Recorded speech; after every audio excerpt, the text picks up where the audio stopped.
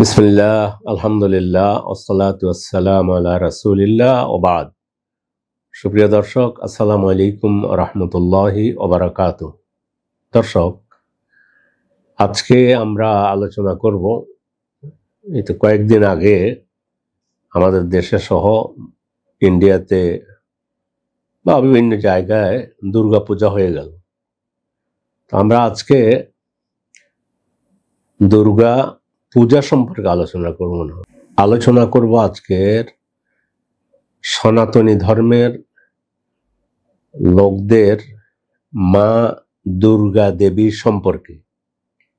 তবে আলোচনা আমি করব না, আলোচনাও শুনব সনাতনী ধর্মাবলম্বী একজন ভদ্রলোক, তার মুখে পুরো আলোচনা শুনব দুর্গা দেবী সম্পর্কে, পূজা সম্পর্কে না। তো আসুন তাহলে আগে তার মুখেই তাদের মা দুর্গা সম্পর্কে আমরা আলোচনা শুনি। ইতিহাস ও ধর্মীয় কাহিনী নিয়ে আলোচনা করার সময় আমাদের সবারই দায়িত্ব থাকে একে অপরের বিশ্বাসকে সম্মান জানানো। আমরা এখানে কারোর আস্থাকে আঘাত করার জন্য নয়, বরং এটি প্রাচীন গল্পের ভিতরে লুকানো প্রশ্নগুলিকে যুক্তির আলোয় বিশ্লেষণ করার জন্য একত্রিত হয়েছি। আমাদের হিন্দু সমাজে বহু যুগ ধরে এক ধরনের কাহিনী প্রচলিত আছে, যেগুলোকে আমরা শাস্ত্রীয় সত্য হিসাবে মেনেও নিয়েছি। কিন্তু যখন সেই কাহিনীগুলোকে গবেষণার আলোয় দেখা হয়, তখন ভিতর থেকে বেরিয়ে আসে অসংখ্য বৈপরীত্য ও অসঙ্গতি। উদাহরণস্বরূপ, দেবী দুর্গার জন্মের প্রশ্নে আমরা দেখি একাধিক ভিন্ন ভিন্ন কাহিনী। কোথাও তিনি শিবের ক্রোধ থেকে জন্ম নিয়েছেন, আবার কোথাও তিনি সব দেবতার শক্তির মিলনে সৃষ্টি হয়েছেন। তাহলে প্রশ্ন হলো, যদি সত্য একটাই হয়, তবে জন্মের কাহিনীগুলো এতগুলো কেন?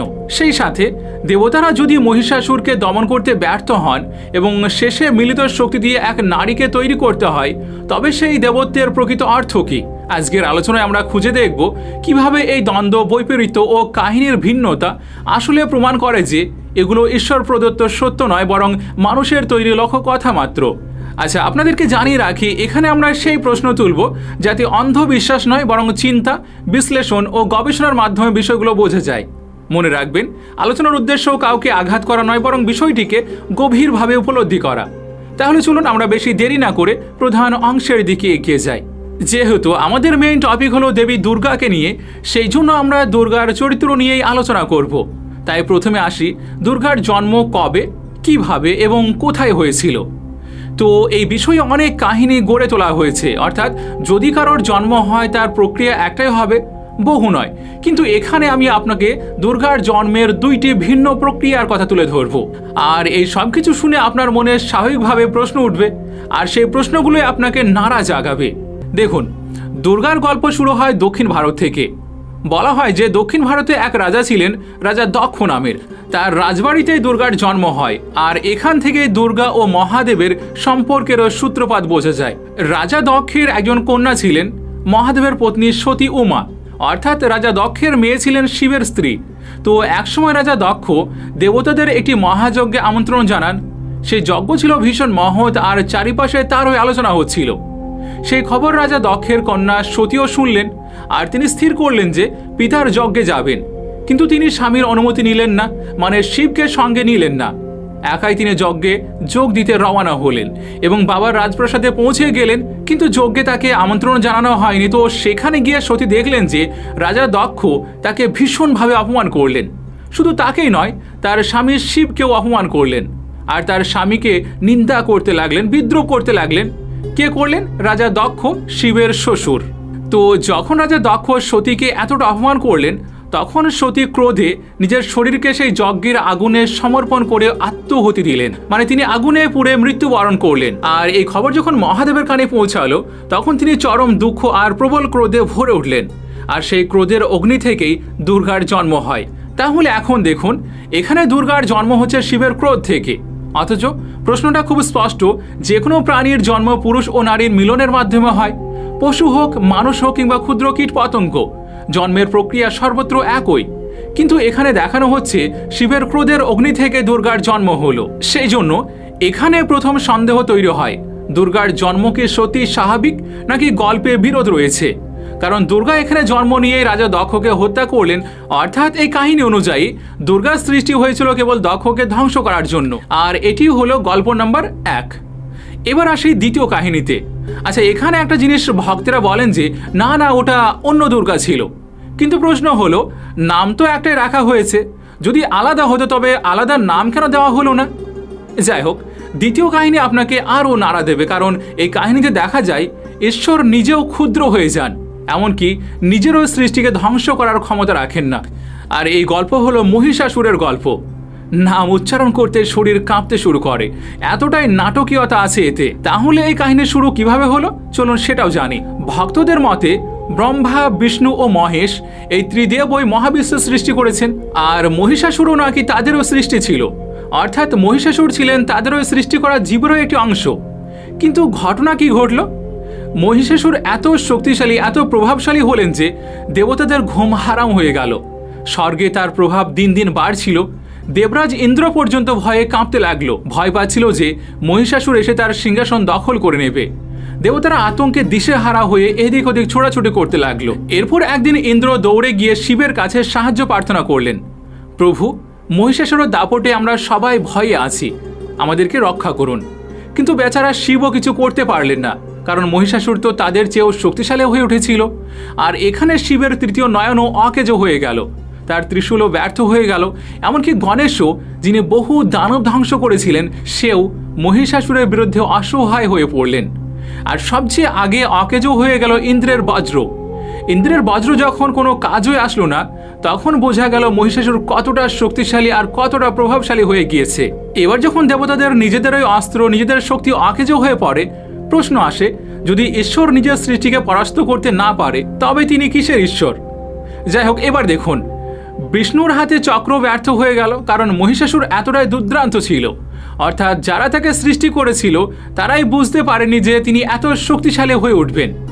ব্রহ্মার দেওয়া অভিশাপও নিষ্ফল হয়ে গেল, তিনি অভিশাপ দিলেও মহিষাসুর ভস্ম হয়নি। আচ্ছা, যখন ইন্দ্রের বজ্র অকেজো হয়ে গেল, শিবের ত্রিশূল আর তৃতীয় নয়ন নিষ্ফল হলো, বিষ্ণুর চক্র ব্যর্থ হলো, ব্রহ্মার অভিশাপও কার্যকর হলো না, তখন সব দেবতা এক জায়গায় বসে আলোচনায় বসলেন কিভাবে মহিষাসুরকে শেষ করা যায়। তাদের ভিতরে তখন কি ভয় কাজ করছিল সেটা কল্পনা করুন। তারা বুঝতে পারছিল যদি মহিষাসুরকে না মারা যায় তবে সর্বনাশ হয়ে যাবে। তাই সবাই মিলে সিদ্ধান্ত নিল একটি নারী সৃষ্টি করতে হবে, এমন এক নারীর যার মধ্যে তাদের সবার শক্তি নিহিত থাকবে। তাই তারা এক নারীর সত্তার সৃষ্টি করলো, যাকে তারা দুর্গা বলল। তাকে তারা তাদের সব শক্তি দিল, 4 হাতও দিল, নানান অস্ত্র তুলে দিল, আর এইভাবে মহিষাসুরকে মারার ষড়যন্ত্র তারা তৈরি করে ফেলল। এখন মজার বিষয় হলো, যেখানে নারীকে সবসময় শারীরিকভাবে পুরুষের তুলনায় দুর্বল ধরা হয়েছে, সেখানে এত শক্তিশালী দেবতারা নিজেদের পুরুষত্ব ভুলে গিয়ে নিজেদের ক্ষমতার উপর ভরসা না রেখে বরং একটি নারীকে তৈরি করে তার উপর নির্ভর করতে শুরু করলো। অর্থাৎ দেবতারা নিজেদের শক্তিকে অস্বীকার করলেন আর মনোযোগ দিলেন দুর্গার দিকে। আর এই দুর্গা কোনো শিশু ছিল না, কোনো কন্যাও ছিল না যার শৈশব হবে তারপর যৌবন আসবে, সরাসরি পূর্ণবয়স্ক অস্ত্রধারী এক নারী তৈরি করা হলো। এখানে ভাবার মতো বিষয় হলো, তারা দুর্গাকে সৃষ্টি করলো, কিন্তু এই নির্মাণের সবচেয়ে বড় জটিলতা কি আসে দেখুন, তারা নিজের শক্তির উপর বিশ্বাস রাখলো না, মহিষাসুরকে মারার জন্য তারা এক নারীকে তৈরি করে ফেললো। আর সবচেয়ে বেশি জটিলতা হলো, তারা দুর্গা তৈরি করেও সে লড়াই দিনকাল নয় বরং রাতে করাচ্ছে। পুরো লড়াইটি রাত্রিতে কেন দুপুরে নয়? এক নারী রাত্রিতে লড়বে? কিন্তু এটা তো হিন্দু সনাতন রীতির বিরুদ্ধে। তাহলে রাত্রিতে কিসের লড়াই হবে? আর নারী আর পুরুষ রাত্রে কোন লড়াই লড়ে? আপনার বুদ্ধি কি কিছু কাজ করছে না? আপনি কি আপনার বুদ্ধিকে ব্যবহার করতে চাইছেন না? আচ্ছা ছাড়ুন, মহাভারতের যুদ্ধে যেমন সূর্য অস্ত গেল তো সঙ্গে সঙ্গে যুদ্ধ বন্ধ করা হয়েছিল, কিন্তু এখানে সূর্য অস্ত যাওয়ার পর যুদ্ধ শুরু হচ্ছে। আর একটা জিনিস, এত শক্তিশালী অস্ত্র শক্তি বানানো ছিল, তবুও কেন এই লড়াইকে 9 রাত্রি পর্যন্ত টানা হলো? দিনভর লড়াই বন্ধ কেন রাখা হতো? এখন কিছু শেষ বিষয় আমি আপনাদের সামনে বলতে চাচ্ছি যে আপনার মন আরও জাগ্রত করবে। প্রথমটি হলো, দুর্গার জনক বা জননী কে ছিল? আসলে এই ব্যাপারটি ধামাচাপা করে দেওয়া হয়েছে, কারণ আপনি জানেন 2টি গল্পে বলা হয়েছে যে দুর্গা শিবের ক্রোধ থেকে উৎপন্ন বা সব দেবতার মিলনে উদ্ভূত, যা বিজ্ঞান বিরোধী। কোনো জীবিত প্রাণীর উৎপত্তি বিনা যৌন সংমিশ্রণে অসম্ভব। তাহলে সেই নারী কে ছিল যার সঙ্গে এই দেবতারা মিলিত হয়ে দুর্গার জন্ম ঘটালো? সেটি কেন গোপন করে রাখা হলো? কেন তাকে কোনো রাজকীয় পরিবারে জন্ম দেখানো হলো না? তারা তো চাইলে তাকে এমনভাবে দেখাতে পারত। দ্বিতীয়ত, যে 10 দেবতা মিলে এই সৃষ্টিকর্ম বা সম্ভাব্য সংমিশ্রণ ঘটিয়েছিলেন, তাদের পরিবারগুলোকে কেন লুকিয়ে রাখা হলো? দুর্গার পরিবারকে কেন সামনে আনা হয়নি? তারা তো সহজে প্রকাশ্যে এনে দিতে পারত। মানে কাহিনী তেমনভাবে গড়ানো যায় না যেমনটি আমাদের বলা হয়েছে। এইসব প্রশ্ন আপনি একবার ভাবলেই দেখবেন এটি এমন কিছু যা আপনাকে ভাবতে বাধ্য করবে। এবার আসি এই টপিকের আরেকটু গভীরে, মানে দুর্গার বিবাহ কার সঙ্গে হয়েছে। এখানে বলা হবে যে মহাদেবের সঙ্গে, অথচ যার ক্রোধ থেকে তিনি জন্ম নিলেন তিনি তো তার কন্যার মতো, তাহলে কিভাবে তার পত্নী হলেন? স্রষ্টাই কি নিজের সৃষ্টিকে স্ত্রী বানাবে? এ কেমন সংস্কার? তাহলে স্পষ্টত এটি এক ধরনের জালিয়াতি, এক ধরনের গভীর ষড়যন্ত্র। আবার অন্যদিকে দুর্গাকে কুমারীও বলা হয়, কিন্তু যখন কুমারী বলা হয় তখন তার মূর্তিতে সিঁদুর, শাখা, লাল শাড়ি এগুলো কেন সাজানো হয়, যা বিবাহের প্রতীক? যদি তিনি সত্যি কুমারী হতেন তবে এ ধরনের শৃঙ্গার কেন? এই প্রশ্নে সবাই চুপ মেরে যায়, কিন্তু প্রশ্ন থেকেই যায় যে এত ভক্তি আর এত বিশ্বাসের আড়ালে আসলে কি লুকানো আছে।